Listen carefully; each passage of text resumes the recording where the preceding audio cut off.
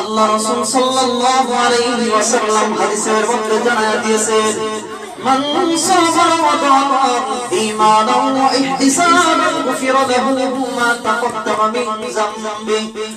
হাবিবে কিবরিয়া জানাতেন, ঈমানদার মুমিন বান্দা বান্দি যখন ঈমানের সাথে ইহতিসাবের সাথে আল্লাহ তাআলাকে রাজি খুশি করার উদ্দেশ্যে, নেক আমলের উদ্দেশ্যে রমাদান মাসে সিয়াম পালন করবে, আল্লাহ তাআলা তার বিনিময়ে খুশি হয়ে ওই সমস্ত ঈমানদার বান্দা বান্দীদের জীবনের সমস্ত গুনাহগুলিকে আল্লাহ তাআলা ক্ষমা করে দিবেন। সুবহানাল্লাহ। শুধু ক্ষমাই করবে না, মুহতারাম হাজিরিন, আরো অনেক ফজিলত আছে এই সিয়ামে, এই রোজা। আলহামদুলিল্লাহ, আল্লাহ সুবহানাহু ওয়া তাআলার শানে লাখ কোটি শুকর সুজুদ আল্লাহ সুবহানাহু ওয়া তাআলা সর্বশক্তিমান, যে মহান মালিক প্রতি সপ্তাহে জুমার নামাজ পড়ার উদ্দেশ্যে এই বরকতময় মাসে রমাদান মুবারকে রোজা রেখে আল্লাহ তাআলা যখন জুমার নামাজ পড়ার উদ্দেশ্যে আমাদের সকলকে মসজিদে আসার, বসার, কোরআন সুন্নাহর আলোকে কিছু কথা বলার, শোনার তৌফিক দান করেছেন। এজন্য আল্লাহ তাআলার দরবারে সকলেই কালিমাতুল শুকর আদায় করি। সকলে বলি আলহামদুলিল্লাহ। লাখ কোটি দরুদ আর সালাম ইমামুল মুরসালিন খাতামুন নবিয়্যিন আফতাবে নবুওয়াত শাহ রিসালাত সুলতানে মদিনা মুহাম্মদুর রাসূলুল্লাহ সাল্লাল্লাহু আলাইহি ওয়াসাল্লাম। সম্মানিত মুসল্লিয়ানে কেরাম, বর্তমানে যে মাস চলতেছে অত্যন্ত বরকতময় মাস, ফজিলতপূর্ণ মাস, 12 মাসের মধ্যে তার মধ্যে সবচেয়ে শ্রেষ্ঠ মর্যাদা সম্পন্ন মাস হচ্ছে শাহরুর রমাদান, রমাদান মাস, রমজান মাস। এই মাসকে আল্লাহ তাআলা অত্যন্ত দামি করেছেন। এই মাসের মধ্যে আল্লাহ তাআলা মুসলমান নরনারীর উপরে সিয়ামকে ফরজ করেছেন। আল্লাহ তাআলা কোরআনুল কারীমের সূরা বাকারার মধ্যে আয়াত নাযিল করে জানায়া দিয়েছেন। আল্লাহ বলেন, ইয়া আইয়ুহাল্লাযীনা আমানু কুতিবা আলাইকুমুস সিয়াম কামা কুতিবা আলাল্লাযীনা মিন ক্বাবলিকুম লাআল্লাকুম তাত্তাকুন। আল্লাহ বলেন, হে ঈমানদারগণ, হে বিশ্বাসীগণ, তোমরা যারা আমি আল্লাহ তাআলার প্রতি ঈমান এনেছো, যারা আমি আল্লাহকে বিশ্বাস করো, কুতিবা আলাইকুমুস সিয়াম, রমজান মাসে, রমাদান মাসে রোজাকে আমি আল্লাহ তাআলা তোমাদের উপরে ফরজ করেছি। কামা কুতিবা আলাল্লাযীনা মিন ক্বাবলিকুম, আমি আল্লাহ তাআলা শুধু তোমাদের উপরে নয়, পূর্ববর্তী উম্মতের উপরে রোজাকে ফরজ করেছিলাম। লাআল্লাকুম তাত্তাকুন, এই রোজার মাধ্যমে, সিয়ামের মাধ্যমে যেন তোমরা তাকওয়া অর্জন করতে পারো। আল্লাহ তাআলা বলেন, এই সিয়াম, এই রোজা হলো তাকওয়া অর্জনের সোপান। এই রোজার মাধ্যমে, সিয়ামের মাধ্যমে বান্দা বান্দি তাকওয়া অর্জন হয়।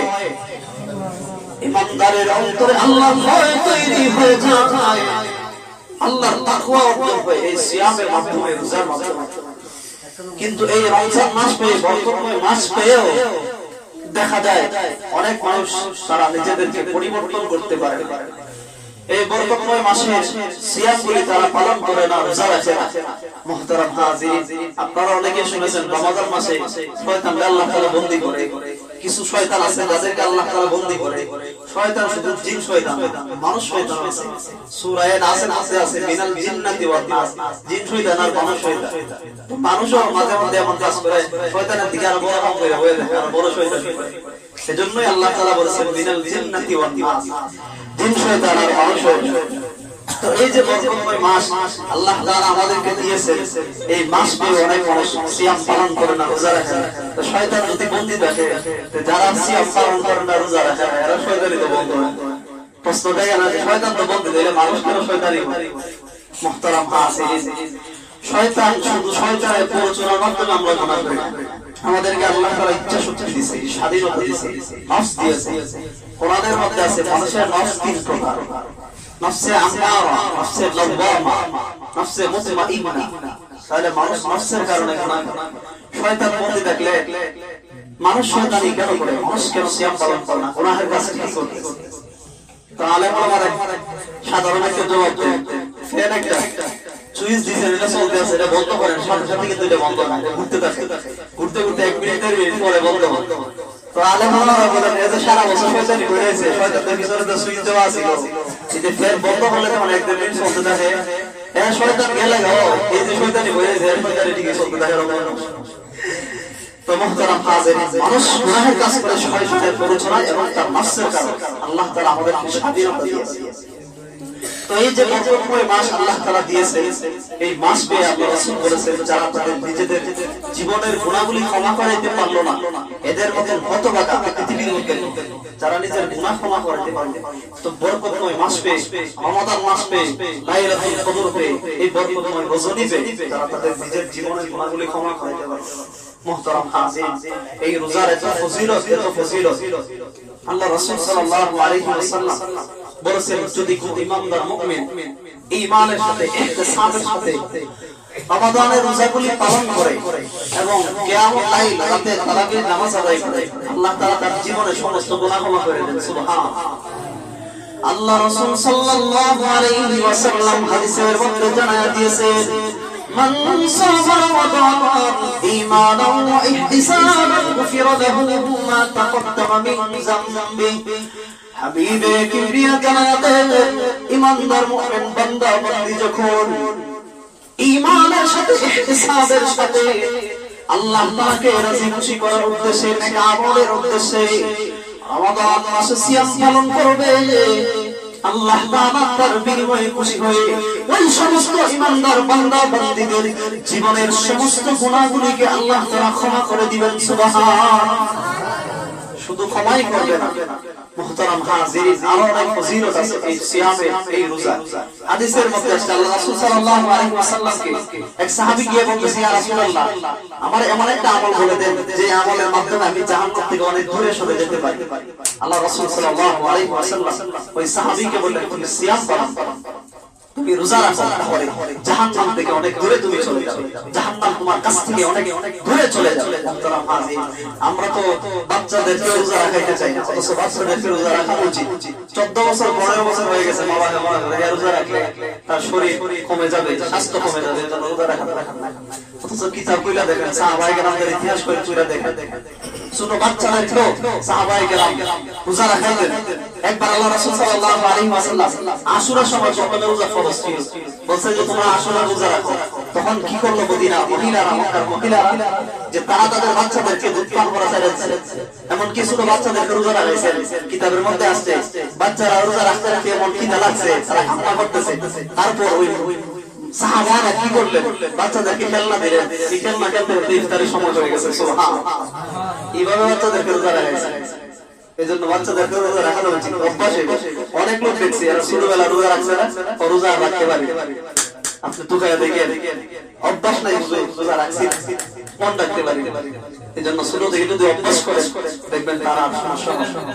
মুহতারাম হাজিরিন, তো এই রোজার অনেক ফজিলত হাদিসের মধ্যে আসছে। আল্লাহ তাআলা রোজাদারদেরকে এমন একটা পুরস্কার দিবেন, কিতাবের মধ্যে আসছে যে জান্নাতের একটা স্তর আছে, রাইয়ান নামক একটা দরজা আছে, রাইয়ান নামক একটা গেট আছে। আল্লাহ তাআলা যারা সিয়াম পালন করবে, যারা রোজা রাখবে, স্পেশাল ভাবে ওই রোজাদারদের জন্য আল্লাহ তাআলা ওই জান্নাতের দরজা দিয়ে তাদেরকে প্রবেশ করাবেন। সুবহানাল্লাহ। মুহতারাম হাজিরিন, আল্লাহ তাআলা রোজাদারদেরকে এমন পুরস্কার দিবেন, আল্লাহ বলেন আসসাউলি ওয়া আনা আজজি বিহি। রোজা হলো আমি আল্লাহ তাআলার জন্য, আমি আল্লাহ তাআলা রোজাদারের জন্য। রোজা এমন দামি এক ইবাদত, আল্লাহ বলেন পৃথিবীর মানুষেরা তোমরা যারা আমি আল্লাহ তাআলার তাকওয়া অর্জনের জন্য সিয়াম পালন করবে, আমি আল্লাহ তাআলা তোমাদের জন্য স্পেশাল ভাবে, আলাদা ভাবে রাইয়ান নামক একটা দরজা রেখেছি, যেই দরজাটা দিয়ে, যেই গেট দিয়ে শুধু সিয়াম পালনকারীরা যারা রোজা রাখবে তারাই শুধু প্রবেশ করবে। যারা এই গেট দিয়ে একবার প্রবেশ করবে তাদের আর জিন্দেগিতে পানির পিপাসা লাগবে না। সুবহানাল্লাহ। এই যে রোজা রাখলে তোমাদের পানির পিপাসা লেগেছে, আমি আল্লাহ তাআলা এর জন্য রাইয়ান নামক জান্নাতের দরজা রেখেছি, এটা শুধু রোজাদারদের জন্য স্পেশাল।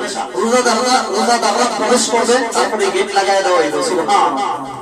তাহলে আল্লাহ তাআলা এই পুরস্কার রোজাদারদের জন্য রেখেছে। মুহতারাম হাজির, আল্লাহ নিজেই এই পুরস্কার দিবেন। আল্লাহ বলেন আস-সাওমু লি ওয়া আনা আজজি বিহি, রোজা হলো আমার জন্য, অহংকার নেই তাতে, এর প্রতিদান আমি আল্লাহ তাআলা দিব সদা নিজের হাতে। আল্লাহ নিজে দিবেন। আল্লাহ যদি দেন কেমন দেওয়াটা দিবেন।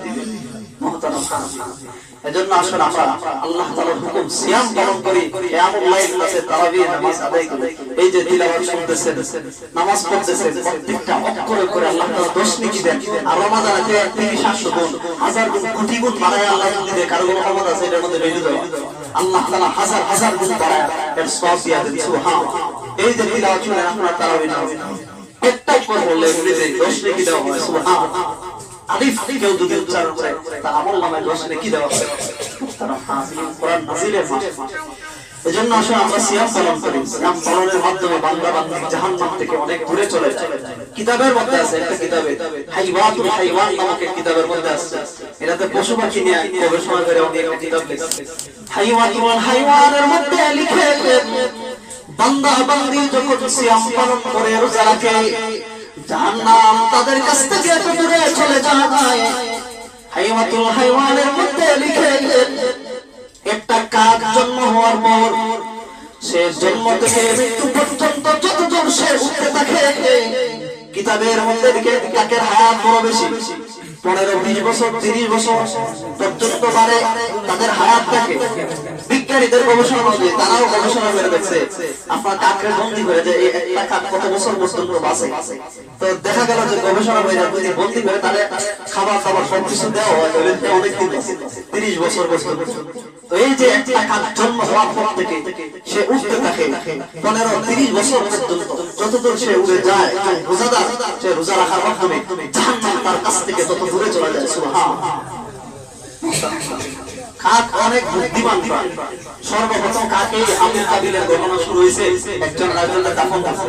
কাকেটা দেখে যে সে চিন্তা করলো কাবিলে যে আমার বাইরে যাবে দাফন করতে।